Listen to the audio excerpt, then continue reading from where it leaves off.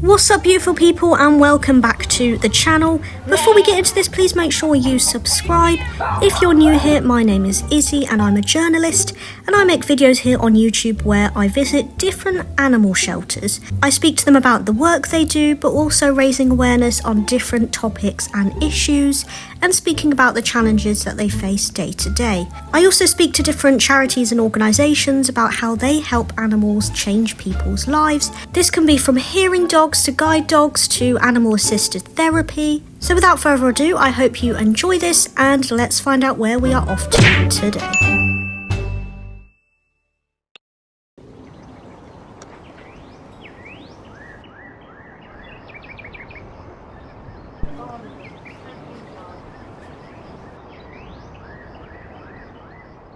So today I've come to Durham to NASSL Animal Rescue.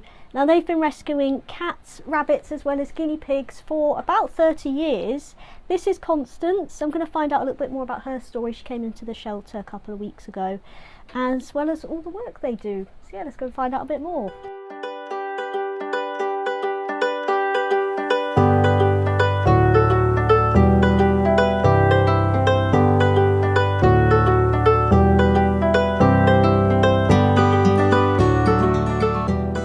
Tell me the story about how the shelter all started. Well, I often, people often ask me that question. It started 33 years ago. And could you believe? I don't know where the time's gone actually. And it started with a feral cat. I rescued I'd been made redundant from my work. They were closing down, so I had a lot of time on my hands. And I rescued a cat which turned out to be feral. Was not suited for a house at all. Anyway, I got the cat spayed, and I was looking for more of a suitable environment for the cat. Feral cats need space. You can't confine a feral cat in a house. Anyway, I discovered another animal charity who were in Darlington, and they had a farm facility where they rented some space from the farmer. And the farmer had buildings, and they had sort of this arrangement where when they rescued the ferals, they were neutered, and then they would go to the farm facility, which was great. They provided the food and they were fed every day. So that's how I kind of got into it. I got to know the people a little bit, started helping them, did a bit of rescuing, that sort of thing, because I've always been interested in animals and, their welfare. And then, as charities do, it's sort of disintegrated. People left the committee, and I was kind of the last man standing, really. But I had to make a commitment to the cats. They had to be fed. So it's going down and feeding them. And then I met our co-founder, who was interested in animals. He just sold his business and was semi-retired, was looking for a new project. And we got on well, so he started to help me, and that's really how it started. We put up when people know what you're doing and the word kind of gets around, members of the public were ringing and saying, "Oh, I've got a cat I don't want," not necessarily a feral. "I've got a cat I don't want," or "My cat's had kittens," or "My dog's had puppies." So we thought, well, there's a bit of a need here. So we put up a wind and watertight cabin to house about 4 cats, and it kind of just went from there, really. And every few months we'd ask the farmer, our landlord, who was really lovely, if we could have a bit more land and a little bit more land, and we just put more cabins up. And then after about a year we decided to put it on a more professional footing and apply for a registration, charity registration. You don't have to be a registered charity to fundraise, but it kind of opens a few more doors and it makes you look more legitimate. Your boss is the charity commission, really. You have to answer to them. So anyway, we got registration, and then we started putting collection boxes in shop. We started very, very minuscule and small, but we've kind of kept to that ethos, really, with the collection boxes. So we put collection boxes out in our local town and beyond, which gave us a little bit of income to help with the vet's bills. And we put our very first pet food collection bin in Bishop Auckland, Morrison's in Bishop Auckland, and that bin, not the same bin because we've upgraded it, it's been in that shop for 32 years. But we've upgraded our bins. I mean, the first bin we put in we thought was fabulous. When you look back, oh, honestly, it looked terrible. But you know, you kind of learn as you go along and you improve on things, which, you know, hopefully that's what we've done. Anyway, so we had the collection boxes out, we had the food bins, so the money that we were getting from the collection boxes were helping with the vet's bills, and the food we were getting in from Morrison's helped to feed the animals, and it really just grew from there. So we put more structures up, got onto more of a fundraising footing, and just carried on really, and sort of grew and grew. Then you get a Facebook page, then you get a website, and before you know where you are, the world and your wife has your phone number. Anyway, that all changed about 6 years ago when the farmer, unfortunately, he died. The family didn't want the farm.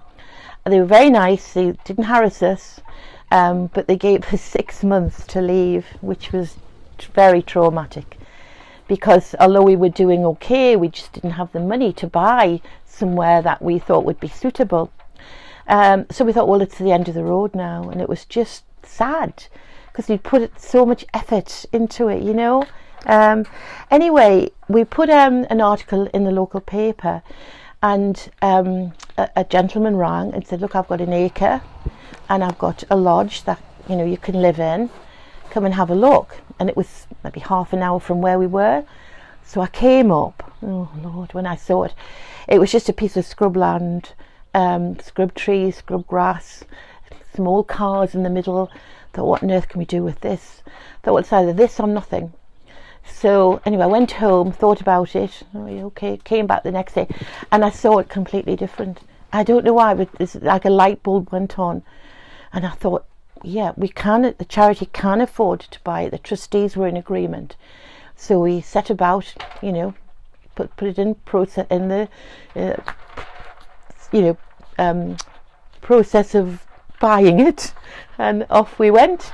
So we secured the land, which secured the charity, and we had enough money left over to get a big excavator in and excavate the whole lot to flatten it. And when it was excavated, I looked at it and I thought, yes, I think we're going to be okay. So we were bringing things over from Burden Grange Farm and putting them up, putting our pens up, our cabins up, and so on. And it's just kind of grown from there. And you know, it's the best thing that could have happened to us. It's marvellous. The environment for the animals is much better. We've got bigger and better facilities for them. We've got heating. We've got hot water, which it was a farm facility that we own. We didn't have all of those things, but we just put up with it because we were helping the animals. You know, they were coming in, we were rehoming them and so on. So yeah, it's just, we've been very lucky. People have been very kind and very supportive towards us. So yeah, we've been, what could have been a disaster turned into something marvellous, really. And what is the main ethos here and what you stand for? Well, the animals are at the forefront of everything. I mean, as you can see, when you come in, you see the plant pots and you see it all nice and tidy and so on. And that's great. That's the first impression. And that's important because I think it gives people confidence in you. You know, if they see a nice, neat environment, unfortunately, that's the way it goes. But the animals are the most, look at the animals, look at the facilities that we've provided for them. They are at the top of everything and always have been from the very, very beginning. And also people as well. You know, there's a lot of people with animals who are struggling.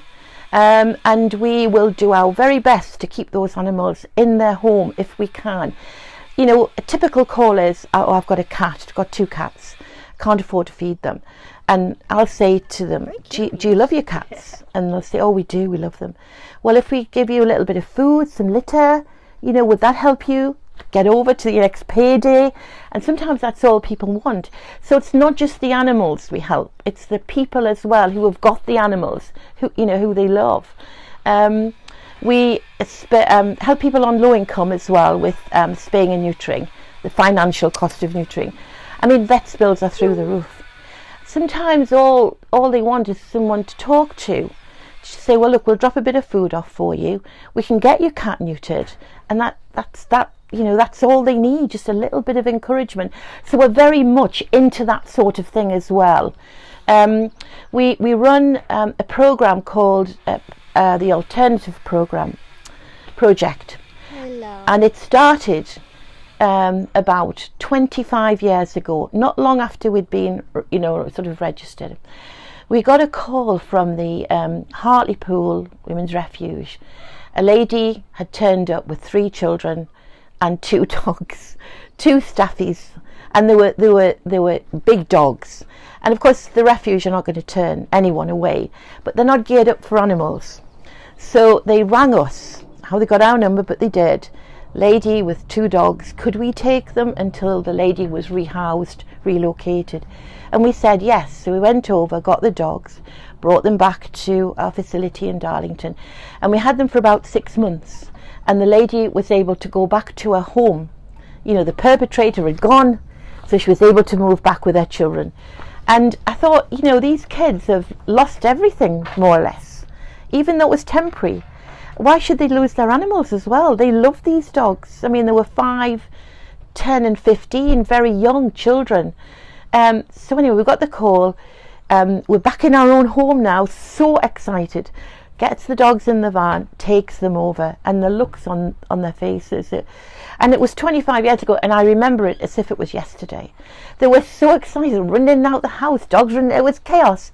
But they got their animals back. And then, of course, your number gets known, so it would pass to another refuge, and that's kind of how that and it's still the same today. We get a call from a refuge. If the lady or the family want to keep their dog, we'll do our utmost to make sure that they can get their pet back. Same with anyone who goes into hospital. In an emergency, they have to go into hospital straight away. Sometimes people won't move unless their dog or their cat is seen to first. I've known that before. So sometimes the hospital ring us, or social worker might ring us, and we'll do our best to accommodate that person, because that could aid their recovery. You're in a hospital bed and you're wondering what's happened to your cat or your dog. It's not going to do you any good at all. So it's very much people as well, and that's kind of our ethos. And it's kept that way all the way through. I'm very keen on keeping that going, And what would you say are the main topics and issues that you feel like need more awareness when it comes to cats? Well, cats, I think especially. Spaying and neutering, really. That message has to be hammered home. Preventing unwanted litters, preventing unnecessary suffering. I think during COVID, there was a lot of people who clicked onto the idea of selling kittens. People were getting animals because they were at work, and they're working from home. Oh, let's get a cat, let's get a dog. And of course, we're feeling the aftermath now. The site after site, you would see kittens for sale. And I think all of these kittens are being thrown into the system. And of course, you get a kitten, you pay £25. If you have a litter of 4, that's £100. You can get a nice bit of shopping with that. And I think that's what was happening a lot. Not so much now, but it's still going on. And that's where the system gets clogged up. People will ring us and say, I've got a cat, I can't keep, whatever the reason. And if you're full, you're full. And you say, well, we're absolutely chocker at the moment, but I'm not saying no to you. Ring us back in a couple of weeks. And they'll say, well, why can't you take the cat? And trying to explain to them, what is actually happening in the animal welfare world. It's not easy for a novice, not easy for people to understand. But spaying and neutering is at the core of everything. I mean, lots of the big charities have schemes, where you can get reduced cost. We are the same. We have a low-cost spaying and neutering, and yet there are still kittens being born, litter after litter after litter. And a cat can have 4 litters a year. And if she has 4 kittens each time, that's one cat can be responsible for 12 kittens in a year. And if they're female, goodness knows, if you project yourself forward, how many kittens they will have. And that is the problem. Spaying and neutering. One of the goals I would love to see for NASSL, I don't know if it'll ever be in my lifetime, but it would be a mobile spaying and neutering clinic where you actually go to the people. Vets are so expensive now. You know, before you walk through the door, it's a consultation fee of 30, 40, 50 pounds. A lot of people can't afford that. I would like to have a mobile spaying and neutering clinic with a vet, veterinary nurse and so on, that's geared for spaying and neutering, worming and fleeing, simple things, maybe injections, microchipping, and you go into a housing estate or a supermarket car park, you advertise your presence, bring your animals, get them neutered. I would love to see that, but I don't know if it'll ever be in my lifetime, because that will take an awful lot of money to set up and to maintain. But I'd love to see that. I'd love to see a van with NASSL on, mobile spaying and neutering clinic. That would be the pinnacle for me. It would be absolutely fabulous. But there's a lot of people don't agree with spaying and neutering. You know, they don't agree with getting their dog neutered. Oh no, I'm not doing that. No. And they'll let their cat have litter after litter. They can give the kittens away. You can get, you know, homes for the kittens, but are they the right homes? Will they get them neutered? So yeah, I'd love to see a lot more neutering going on. Definitely. Yeah, definitely. And you spoke about a couple there, about the having the sign on the van and stuff like that. But what are some of your hopes for the future here at the shelter? Well, to grow, to build our reputation, obviously to attract more people, so we can grow. I think, I mean, you could probably build another 10 rescues in the next year, 2 years, and it still wouldn't solve the problem. So I mean, as I say, neutering is the answer. But yes, to carry on what we're doing in the way that we're doing it, you know, in an authentic way, having the animals at the forefront, helping as many people as we can. And hopefully one day things will settle down and there won't be as many animals to rescue.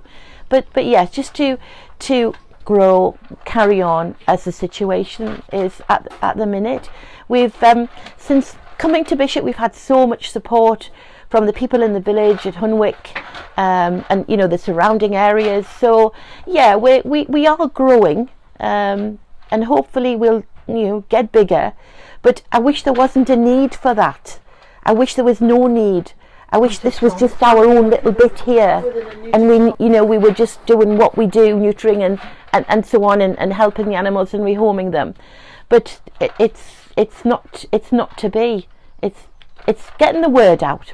Spaying and neutering, as I say, I know I kind of crack on about that, but spaying and neutering, I think, is the answer. But yeah, for the long term, it's just to maintain our good name, carry on, and hopefully grow, you know, and help whatever animals cross our path to help. That's the passion, really.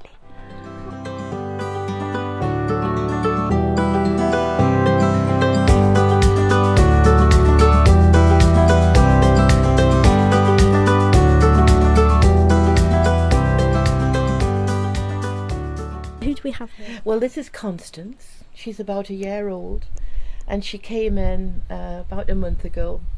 We got a most unusual call from a local district nurse who'd gone to visit a lady with dementia, one of her patients.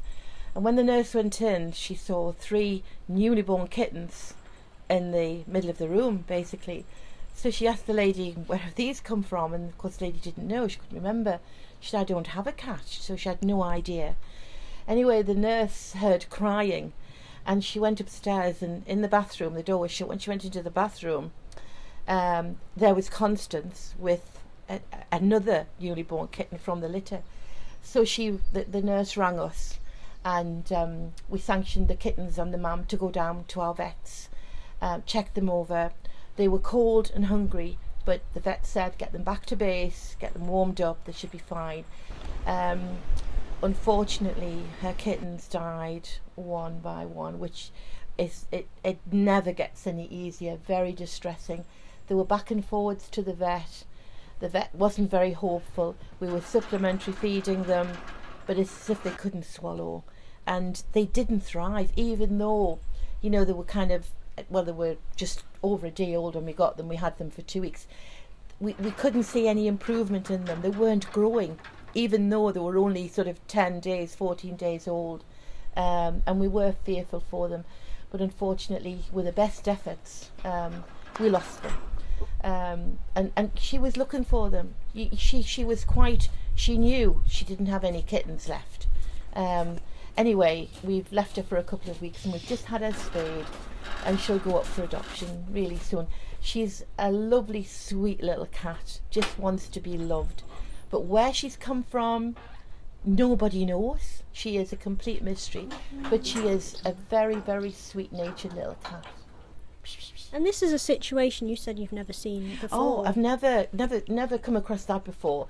You know, people might wake up and find a cat with 4 newly born kittens in their shed, or their greenhouse, or under their decking, or the trampoline, but not actually in a house, where she'd had them actually in the house, and the lady had no recollection of them. So it was very unusual, a bit unusual. And we were so glad that we were able to get the kittens, because I think if the kittens had been left any longer, they would have died anyway, because she was separated from them and she was frantic to get to them. And we thought, you know, we've got these little kittens, they've had a really bad start, we'll bring them round, but unfortunately it wasn't to be. It's distressing. You never get used to that, you just don't. But hopefully we'll find her a nice home. I mean, we do home visits before we let any of the animals go. Everything is neutered. I know I keep rattling on about neutering, but I'm very keen on it. Microchipped and vaccinated. And we have an adoption form, you know, that says if you can't keep the animal, they have to come back to us. Make sure they're going on to, you know, good, responsible homes.